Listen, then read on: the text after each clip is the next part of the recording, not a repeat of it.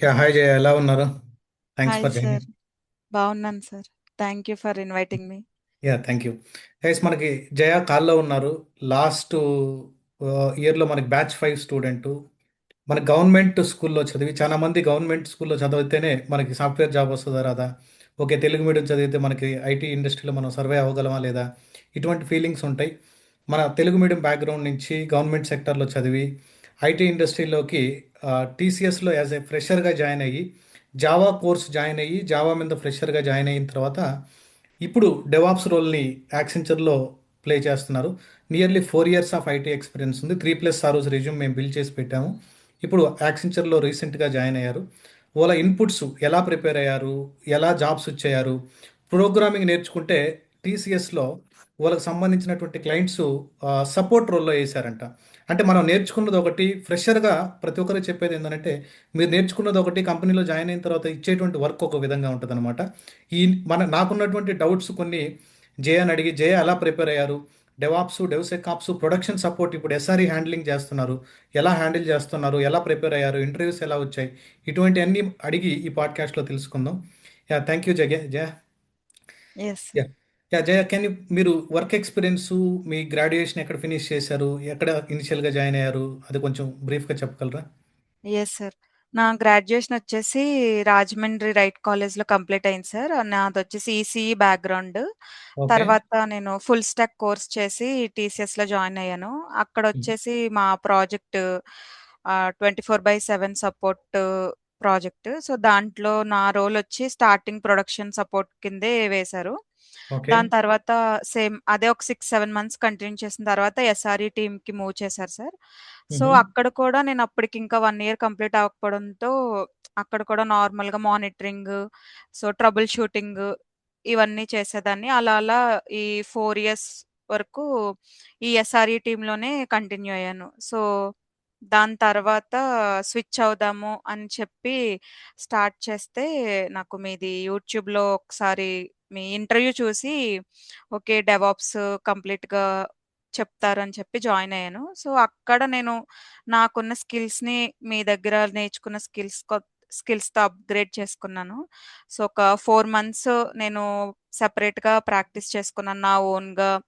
AWS account create చేసుకుని, యాక్చువల్గా నాకు టీసీఎస్లో కూడా అన్నీ ఉండేవి. బట్ లిమిటెడ్ యాక్సెస్ ఉండేదన్నమాట.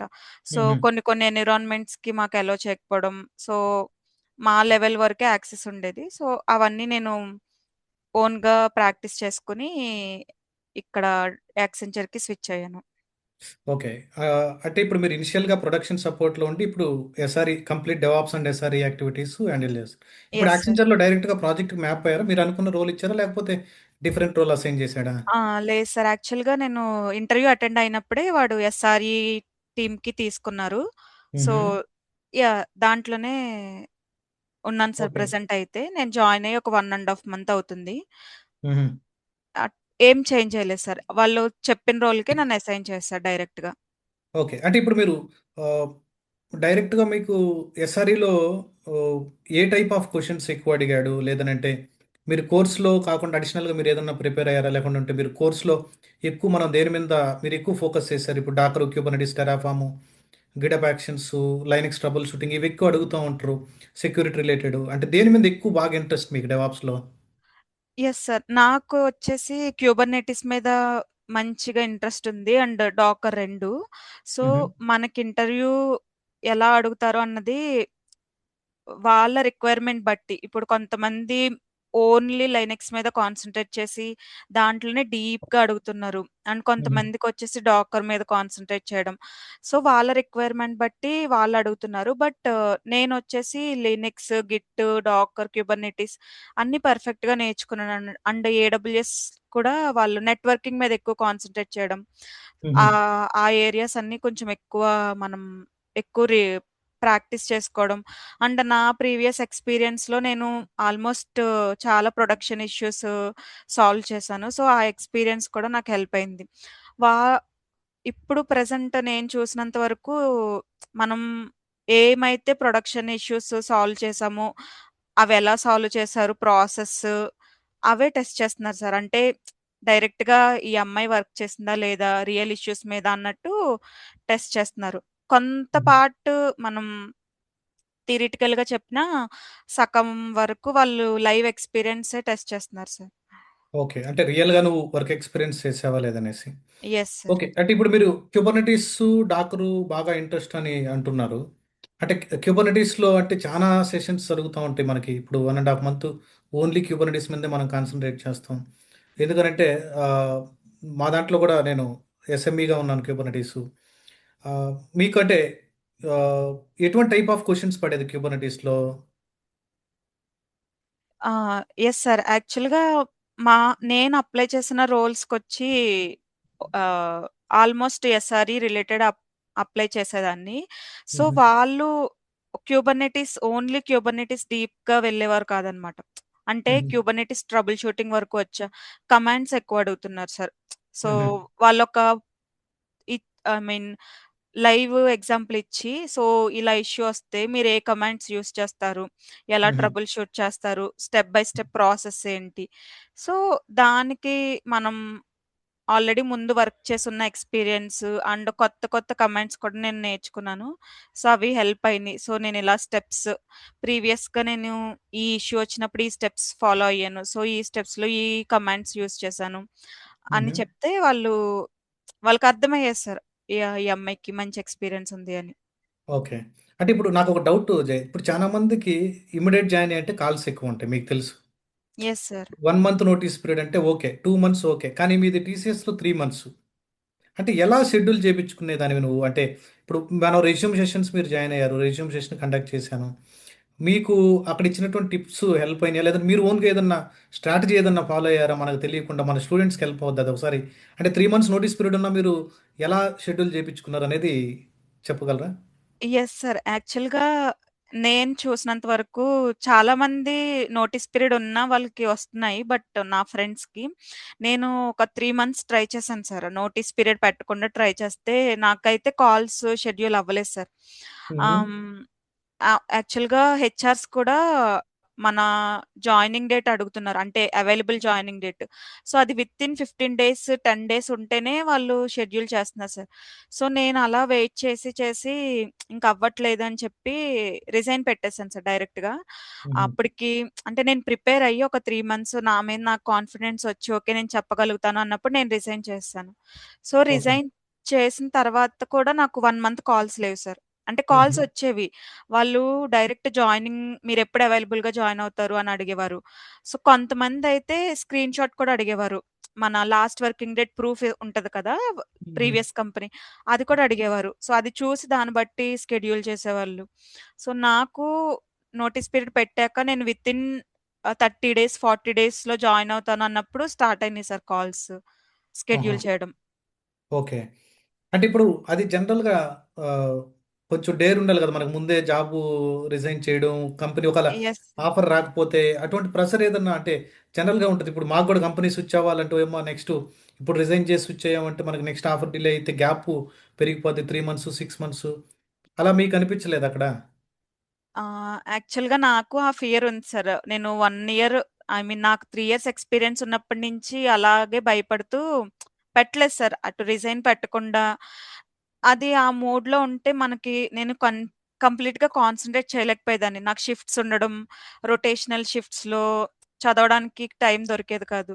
సో, అలా వెయిట్ చేసి చేసి ఇంక నేను ఫ్యామిలీతో డిస్కస్ చేసుకొని ఏదైతే అది అవుతది అన్నట్టు ముందుకు స్టెప్ ఏసాను సార్. హుహు. అది లక్కీగా నేను 3 మంత్స్ ప్రాక్టీస్ చేయడం కూడా నాకు ప్లస్ అయింది.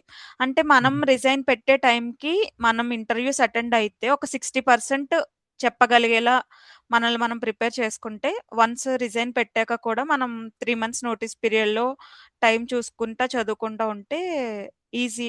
ఈజీ అని చెప్పలేను. బట్ అటెండ్ మనం ఇంటర్వ్యూయర్‌ని సాటిస్ఫై చేసేలా మనం ఆన్సర్స్ చెప్పగలుగుతాం.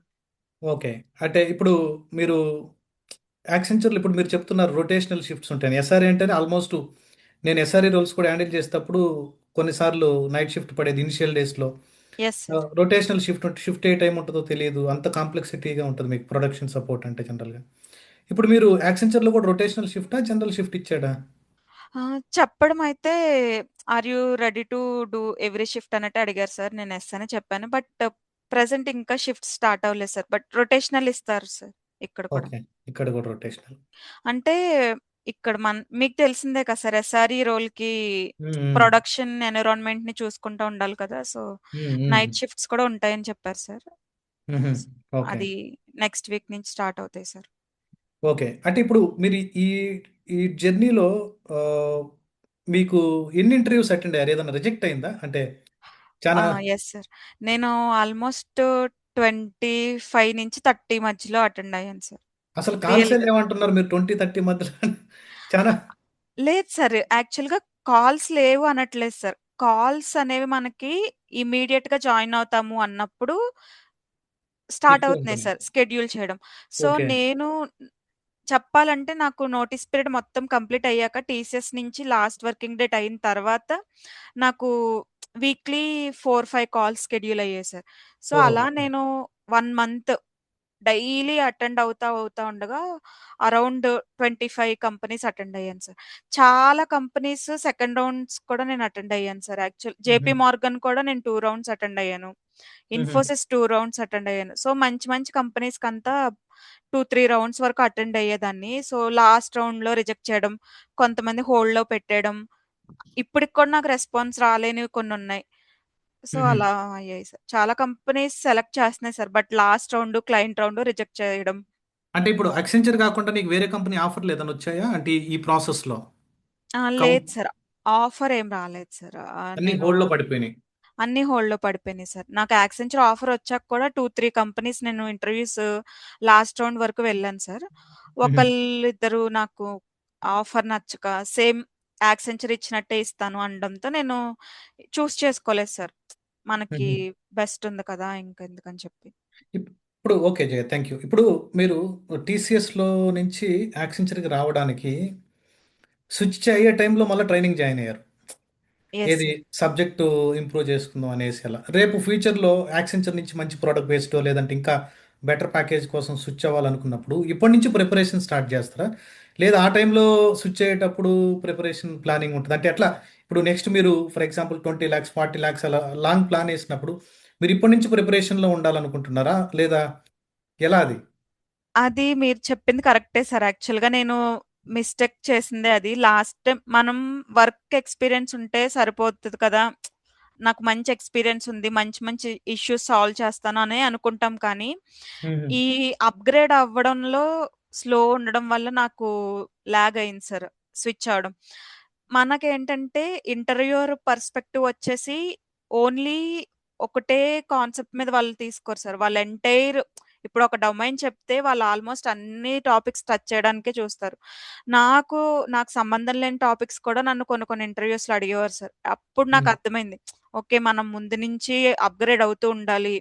మార్కెట్ స్టాండర్డ్స్‌కి మనం రీచ్ అయ్యేలా ఉండగలగాలి. సో, ఇప్పటి నుంచే ప్రాక్టీస్ చేసుకుంటే నెక్స్ట్ స్విచ్‌కి చాలా ఈజీ అవుతది సార్. హుహు. అంటే ఇప్పుడు నేను ఎస్ఆర్‌ఏ కింద వర్క్ చేసినా సరే, నా రోలొచ్చి ఏదో ఒక టాపిక్ మీదే ఒక్క సైడే ఉంటది కదా!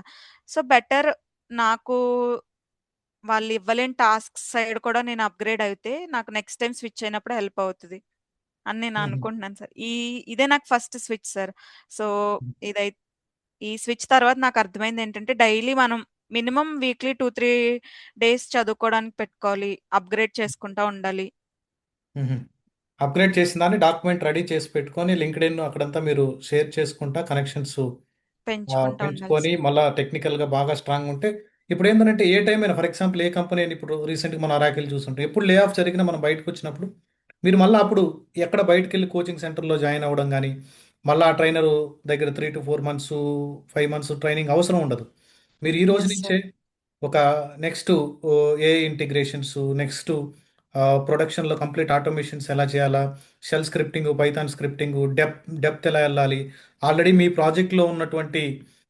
ప్రాజెక్ట్‌లో ఏదైనా మాన్యువల్ వర్క్ ఏదైనా ఉంటే దాన్ని కంప్లీట్‌గా ఆటోమేట్ చేయడం, దాన్ని పర్సనల్ డాక్యుమెంట్ మీరు ఓన్‌గా ఒక డాక్యుమెంట్ రెడీ చేసుకొని మీడియం బ్లాగ్స్ రాస్తాం, లింక్డ్ఇన్‌లో పోస్ట్ చేస్తా ఉండడం.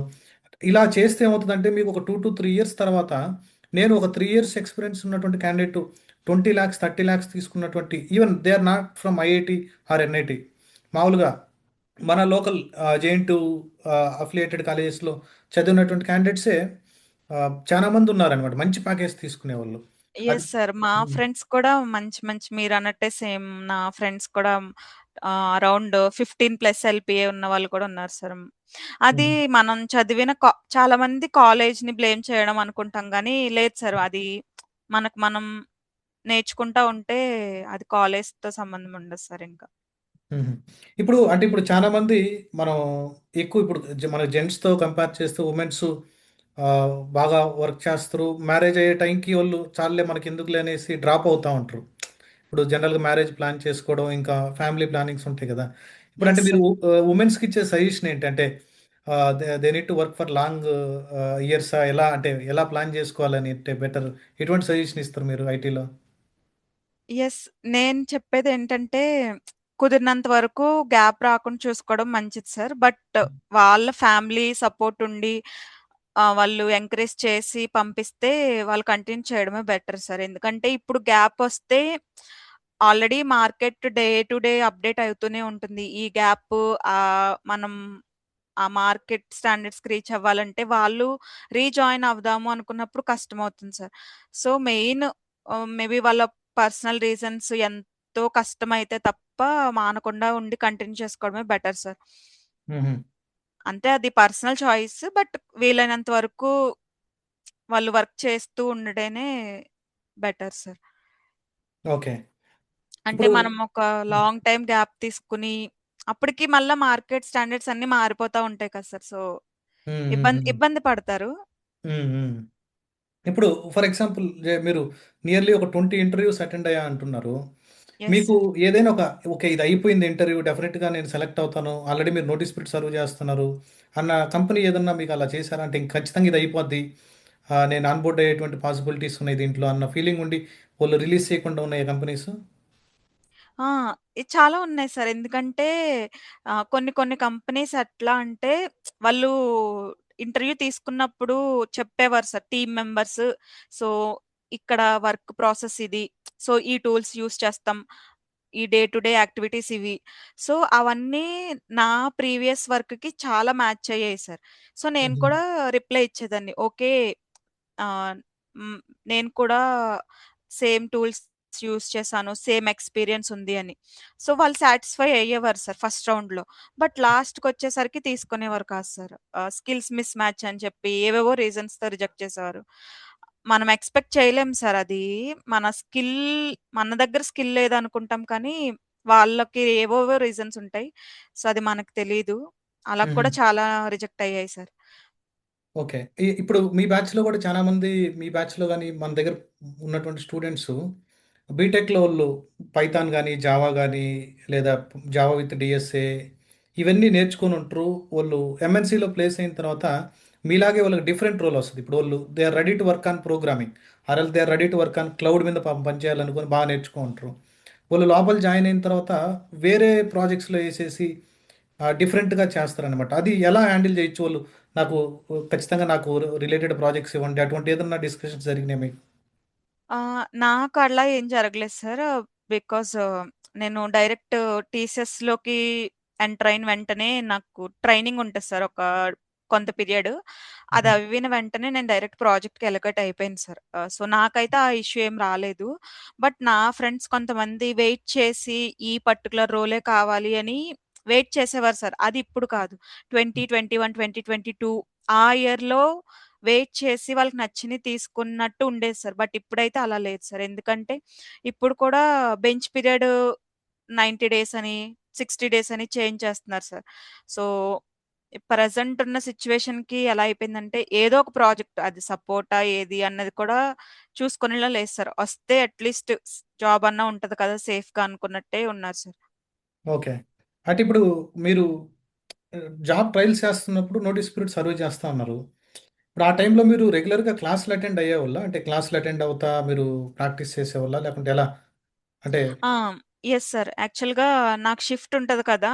అది వన్స్ నా షిఫ్ట్ కంప్లీట్ అయిపోతే నాకు evening 4 to free sir.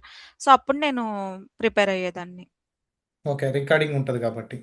Recordings use చేసుకొని ప్రిపేర్ అయ్యేదాన్ని. లేదు ఈవినింగ్ షిఫ్ట్ ఉంటే మార్నింగ్ క్లాస్ డైరెక్ట్ జాయిన్ అయిపోయి కొంత టైం ప్రాక్టీస్ చేసుకొని నా షిఫ్ట్ జాయిన్ అయ్యేదాన్ని సార్. అంటే మీరు ఓన్‌గా నోట్స్ రాసేవాళ్ళా? సెపరేట్ మన బ్లాక్ ఆ! సైట్ వాడేవాళ్ళా? లేదు సార్. నాకు యాక్చువల్‌గా నేను నోట్స్ పర్సన్‌ని. సో, హుహు. నేను ఆల్‌మోస్ట్ క్యూబర్నిటిస్ వరకు నోట్స్ అయితే ప్రిపేర్ చేసుకున్నాను. ఆ హుహు. తర్వాత నాకు టైం ఇంకా కుదరలేదు. సో, నా దగ్గర నోట్స్ లేనివన్నీ బ్లాగ్స్, ఆహా! బ్లాగ్స్ చూసేదాన్ని సార్. బ్లాగ్స్ చూసి రెఫర్ చేసేవాళ్ళు. ఆ! ఓకే. అందరికీ టైం ఉండదు సార్. బట్ నోట్స్ రాసుకోవడానికి. సో, వాళ్ళకి బ్లాగ్స్ హెల్ప్ అవుతాయి.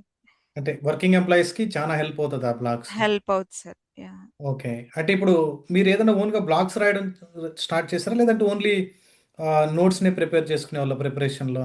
నోట్సే సార్. అంటే బ్లాగ్స్ రాయడానికి స్టార్ట్ చేశాను సార్. బట్ నాకు టైం అంతా కుదరలేదు. ఇంకా అవ్వలేదు సార్. సో, నాకు నేను ఓన్‌గా కొంచెం అంటే నాకు అర్థమైనట్టు మీరు చెప్పిన దాంట్లో నాకు బాగా అర్థమైన పాయింట్స్ నాకు నచ్చినట్టు రాసుకొని అవే ప్రిపేర్ అయ్యాను సార్. నేను ఇంటర్‌వ్యూస్‌కి కూడా నాకు కొత్త కొత్త కాన్సెప్ట్స్ కొన్ని ఈ నెట్వర్కింగ్ పార్ట్, క్యూబర్నిటీస్‌లో కొన్ని కొన్ని టాపిక్స్ నేను ముందు టచ్ చేయలేనివి. సో, అలాంటివన్నీ నేను నా నోట్స్ నేను ఓన్‌గా ప్రిపేర్ చేసుకొని డైరెక్ట్ ఫస్ట్ క్లాస్ వినేదాన్ని సార్ ఫస్ట్ టైము. అప్పుడైతే ఏం నోట్స్ రాయకుండా.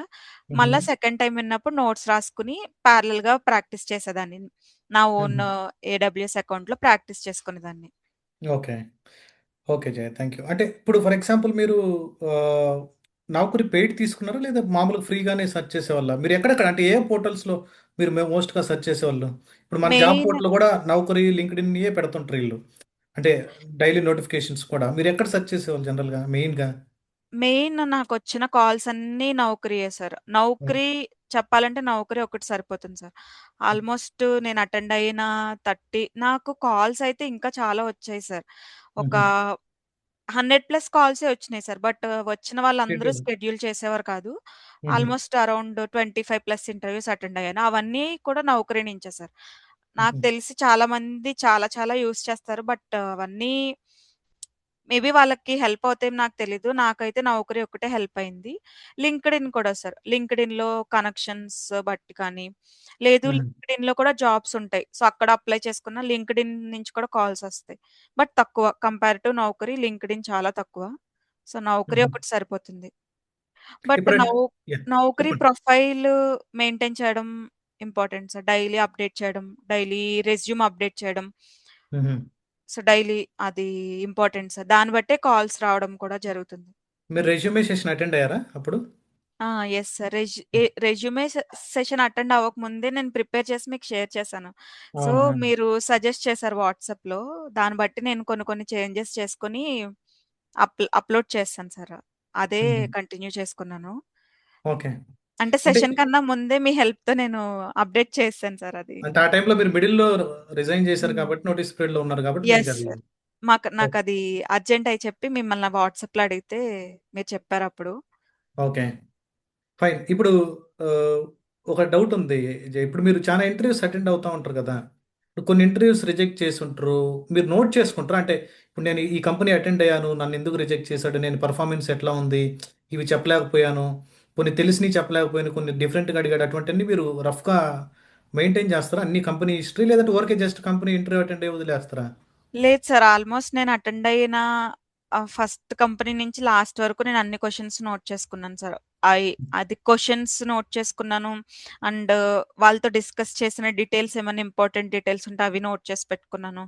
హుహు. ఎవ్రీథింగ్ నేను నోట్ చేసి పెట్టుకున్నాను సార్. అవి కొన్ని కొన్ని సెకండ్ ఇంటర్వ్యూకి, థర్డ్ ఇంటర్వ్యూకి హెల్ప్ అవ్వచ్చు కదా! అంటే ఇప్పుడు అక్కడ ఫెయిల్యూర్స్‌ని బేస్ చేసుకున్నట్టు ఏం లెర్న్ చేసుకున్నారు అక్కడ మీరు? అంటే చాలా ఇంటర్‌వ్యూస్ పోయిన తర్వాత మీకేదో లెర్నింగ్ పాయింట్స్ ఉంటాయి కదా! Yes sir. ఏం నేర్చుకున్నారక్కడ? అంటే ఇప్పుడు నేను అటెండ్ అయిన ఇంటర్‌వ్యూస్‌లో నాకు తెలియని టాపిక్స్ మీద అడగడం అలా జరిగేవి. సో, అప్పుడు నేను ఫస్ట్ ఇంటర్వ్యూ అయిపోయిన వెంటనే క్వెషన్స్ అన్నీ నోట్ చేసి పెట్టుకొని, తర్వాత ఒక నెక్స్ట్ డే చూసుకునేదాన్ని సార్. ఏమేం క్వెషన్స్ నేను మిస్ అయ్యాను, ఏ టాపిక్స్ నాకు తెలీదు. సో, ఆ టాపిక్స్ చాట్‌జీపీటీ యూజ్ చేసి అలా అలా అవి కూడా చూసుకునేదాన్ని. సో, కొన్ని కుదిరితే ప్రాక్టీస్ చేసుకోవడం. హుహు. అవి అప్‌కమింగ్ ఇంటర్‌వ్యూస్‌కి హెల్ప్ అవ్వేవి సార్ కొన్ని కొన్ని. ఓకే. అలా. అంటే ఇంత ప్రిపరేషన్ స్ట్రాటజీతో మీరు ఎంటర్ అయ్యారన్నమాట. అంటే నెక్స్ట్ టైమ్ మీకు ఈజీగా ఉంటది నెక్స్ట్ మూవ్‌లో. ఫ్యూచర్‌లో మీరేదన్నా చేంజ్ అవ్వాలనుకుంటే. Yes sir. ఇదే నా first switch without any idea sir. Yeah! ఫ్యూచర్‌లో ఇది హెల్ప్ అవుతుంది sir. Okay. Yeah! Thank you Jaya. Thanks for your valuable time. అలానే గైస్ మీరెవరైతే ఈ thank you podcast so much sir. చూసుంటారో మీకు మీకేదన్నా డౌట్ ఉన్నా గానీ కామెంట్ సెక్షన్‌లో మెన్షన్ చేయండి. ఆహ్, నేను దానికి ఖచ్చితంగా రిప్లై ఇస్తాను. మీరు ఎండ్ వరకు చూసినటువంటి క్యాండిడేట్స్ అయితే మీకు చాలా ఇన్‌పుట్స్ తెలిసుంటాయి. అంటే ఎలా ప్రిపేర్ అవ్వాలి? ఎలా స్ట్రాటజీ ప్లాన్ జేసుకోవాలి? లేదు నేనేదన్నా క్వెషన్స్ మిస్ చేసుంటే అడగడం. మీరు కామెంట్ సెక్షన్‌లో పెట్టారంటే డెఫినెట్‌గా నేను దానికి రిప్లై ఇస్తాను. Thank you Jaya. Thanks for joining this call. Okay. Thank you so much sir. Once again thank you.